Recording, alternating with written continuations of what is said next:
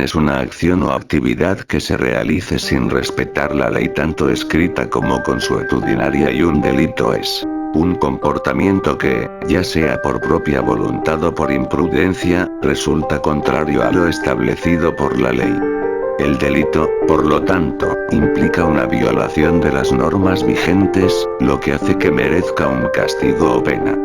Ahora que sabemos el significado y definición de estas dos palabras que predominan en este top, también sabemos que los crímenes y delitos a lo largo de la existencia han aumentado y evolucionado, pero aquí y ahora sabemos que si se trata del delito y el crimen hay un rey de todos los demás, existe el robo, el secuestro, la violación, etc., pero todos sabemos en el fondo que el homicidio o asesinato es el padre, el crimen más infame e injusto, pero hay personas que cargan con el peso de las muertes de tantas personas, y más que asesinos hay personas que torturan antes de matar, y eso los convierte en demonios caminando sobre la faz de la tierra, y esta cita nos reúne para conocer a los 6 asesinos más infames y aterradores del mundo.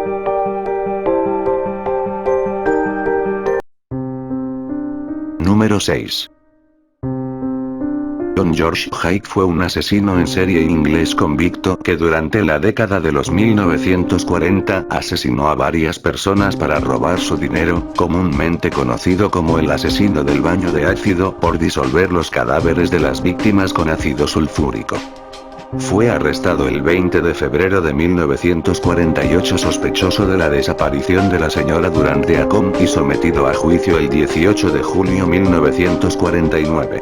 Aunque Haigh confesó sus crímenes, la defensa, pagada por el periódico News of the World a cambio de que Haigh escribiera su historia en exclusiva, intentó que se le declara insano, pues Haigh refirió a los psiquiatras frecuentes pesadillas y obsesión por beber sangre de sus víctimas, por lo cual fue llamado el vampiro de Londres por la prensa sensacionalista.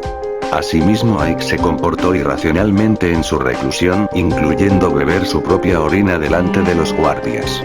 Pero la fiscalía, con base en informes de los peritos oficiales, consideró que estaba simulando su insanía, que había actuado con premeditación y alevosía movido por la codicia, siendo prueba de ello que intentara encubrir sus crímenes, y que la estrategia del acusado y de sus abogados lo que perseguía era evitar la pena de muerte si lo declaraban loco. Número 5. John Wayne Gacy Jr., conocido también como Pogo o el payaso asesino, fue un asesino en serie estadounidense que violó y mató a 33 hombres jóvenes entre 1972 y 1978. 26 de sus víctimas fueron enterradas en el semisótano de su propia casa, otras 3 en otros lugares de la casa, y otras 4 fueron lanzadas a un río cercano. Se le llamó el payaso asesino porque hacía servicios sociales en desfiles y fiestas de niños vestido de payaso. Se hacía llamar Pogo el payaso, personaje que creó él mismo. Desde temprana edad tuvo una difícil relación con su padre, ya que lo maltrataba, lo golpeaba e incluso dudaba de su sexualidad. Su padre era un alcohólico que abusaba físicamente de su madre.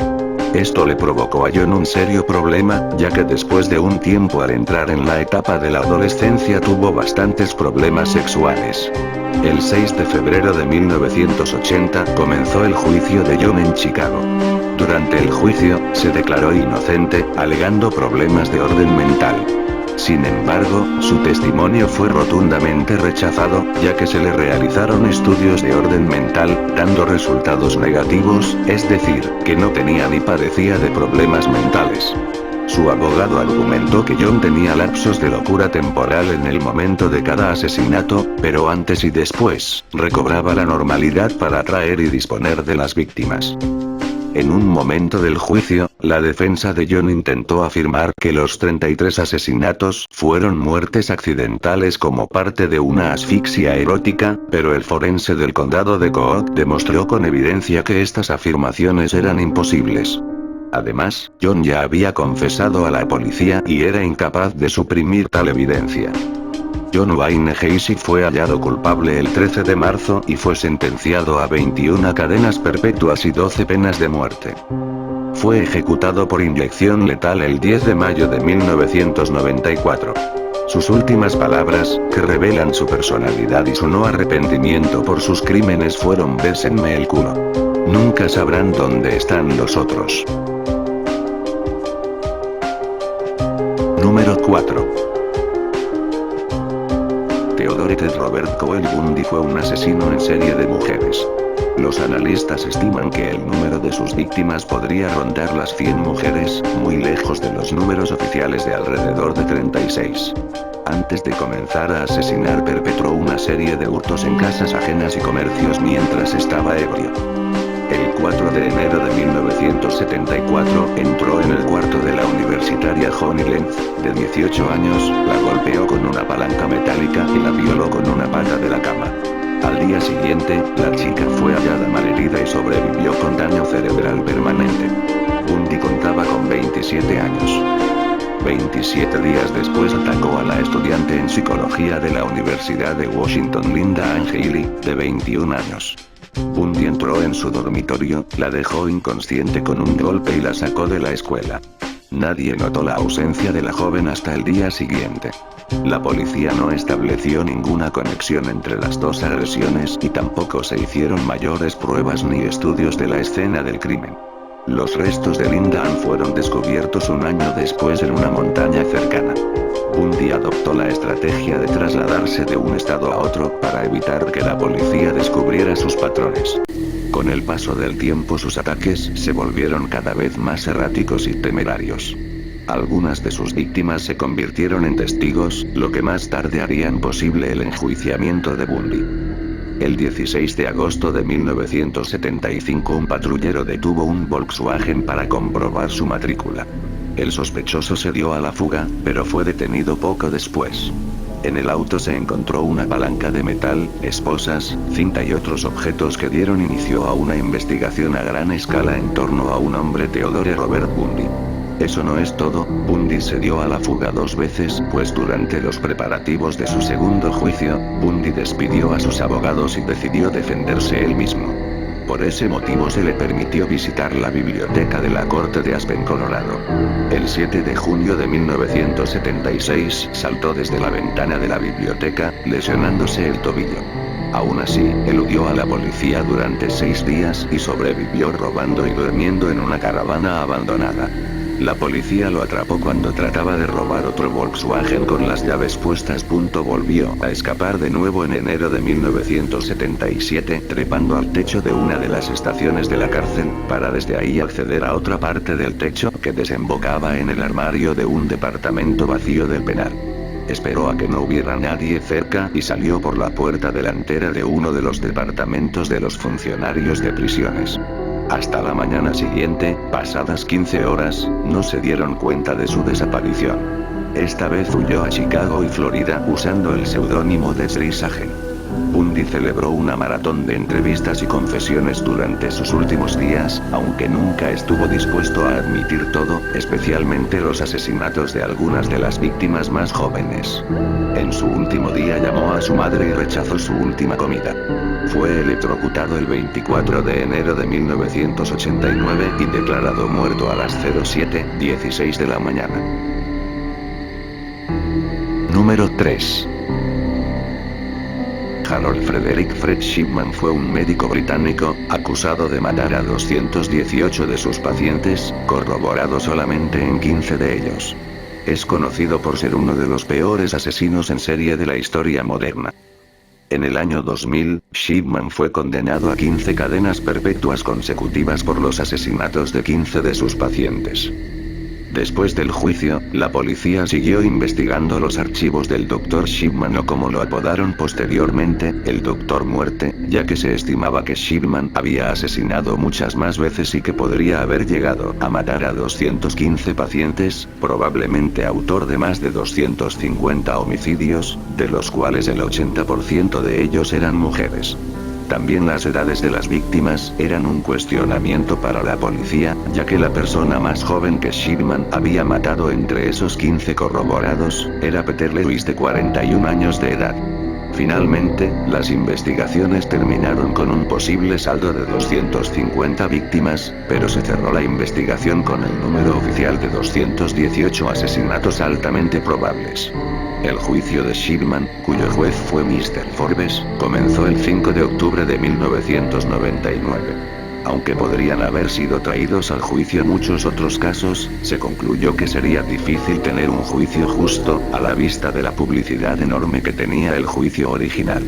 En cualquier otro caso, sería innecesario llevarlo a juicio, estando las sentencias existentes. La investigación contra Shipman concluyó que el doctor habría matado a unas 250 personas. Algunas personas dicen que los asesinatos dirigidos hacia mujeres mayores se debían a que Shipman había sufrido mucho con la dolorosa muerte de su madre, que murió cuando él era joven, mientras que otros dijeron que era un deseo arrogante de poder controlar quién vivía y quién moría, es decir, de controlar vida y muerte. En la cárcel su compañero de celda estaba tan aterrorizado por lo que decían de Shipman que decidió suicidarse. Pero Shipman le salvó la vida, y desde entonces fueron amigos.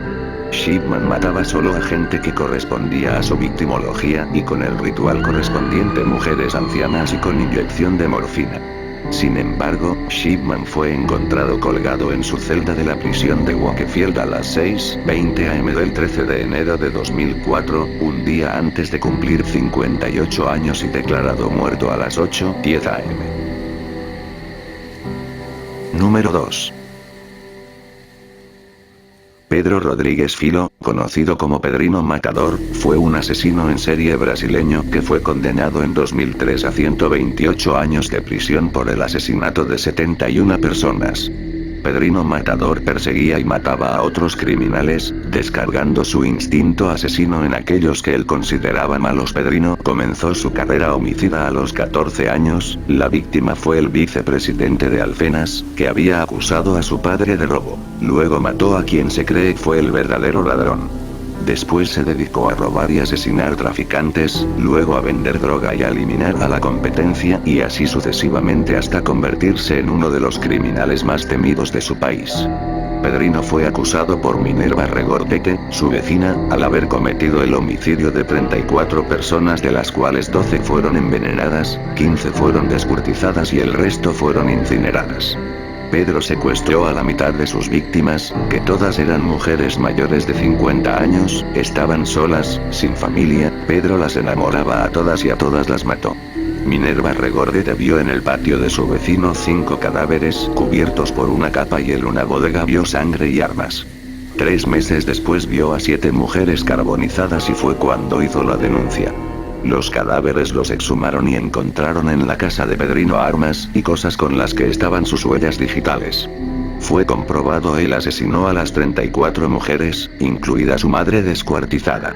Lo arrestaron en 1973 y en 2003 concluía su sentencia. Sin embargo, debido a que incluso encerrado su número de asesinatos no se detuvo, terminó con la vida de más de 80 policías, quien murieron carbonizados, decapitados y fusilados. Se le añadió una sentencia en la que se le condenó la mayor condena de América Latina de 890 años de cárcel.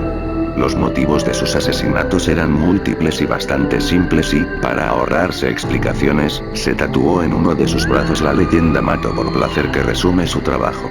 En la cárcel siguió matando gente, 15 en total, a lo que la condena máxima de América le aumentó a una pena mayor de la que se esperaba: 945 años en prisión. 2 años más tarde, cuando tenía 52 años, decidieron dejar su condena en cadena perpetua. Podrá recibir su libertad condicional en el año 2254. Número 1.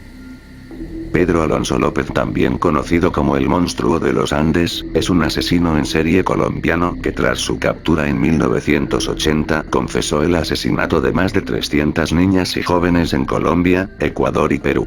Se le da el crédito de la persona con más asesinatos de toda la historia. 1. No se puede establecer con certeza el número de homicidios, ya que buena parte de sus cuerpos no aparecieron y los actos violentos se llevaron en regiones aisladas, por ello se carece de cifras confiables. Sin embargo, en su confesión a los investigadores reconoció que había asesinado a, por lo menos, 110 muchachas en Ecuador, 100 en Colombia, y muchas más de 100 en Perú. Y logró ubicar un campo en Ambato, Ecuador, donde se hallaron 53 cuerpos, y 4 más en otros lugares. Si bien en otros puntos señalados por él no se hallaron cuerpos. Si se le da crédito a su versión, Pedro Alonso López es el asesino en serie que más asesinatos ha cometido. Pedro Alonso López nació en el municipio de Ipiales, Nariño, y a los 6 meses, su madre se mudó a El Espinal, departamento de Tolima, en 1948, en la época conocida como la violencia, período de guerra civil no declarada, que provocó cerca de 200.000 muertes. Era el séptimo hijo de un total de 13 hermanos, hijos de una prostituta, y tuvo una infancia infeliz por la violencia, por el excesivo control de su madre y la ausencia de la figura paternal. En 1957, con 9 años de edad, fue sorprendido por su madre intentando mantener relaciones sexuales con su hermana menor y fue desterrado de la casa. Vivió en estado de indigencia como habitante de calle en Bogotá y fue abusado sexualmente. A la edad de 12 años fue adoptado por una familia estadounidense. Pero una nueva agresión sexual por parte de un profesor le hizo huir de nuevo y volver a las calles. Una mujer de la localidad, Carolina Poveda, se dirigía a realizar sus compras a un supermercado local con su hija Marie, de 12 años de edad, cuando un hombre desconocido intentó raptar a la muchacha. Carolina pidió ayuda para detener al hombre, que trataba de huir del supermercado con su hija en brazos. Comerciantes locales acudieron rápidamente a prestar su ayuda, capturaron al hombre antes de que pudiera escapar y lo retuvieron hasta la llegada a las autoridades. Pedro se encontraba muy tranquilo cuando la policía llegó a la escena, claro que no tan tranquilo como en Colombia. Cuando regresaron a la comisaría principal con su sospechoso, su primera conclusión fue que tenían a un loco en custodia. En 1980 se declaró culpable a Pedro Alonso López del delito de múltiple asesinato y fue sentenciado a pasar el resto de su vida en prisión. El momento de la muerte es apasionante y excitante. Algún día, cuando esté en libertad, sentiré ese momento de nuevo. Estaré encantado de volver a matar. Es mi misión. Al parecer la gente no hizo caso a sus palabras, pues al mostrar signos de esquizofrenia y enfermedades mentales la policía lo entregó a un hospital psiquiátrico y un año más tarde salió libre de allí. Al enterarse la policía y las autoridades de eso empezaron a buscarlo, pero hasta el día de hoy no se sabe de su paradero actual.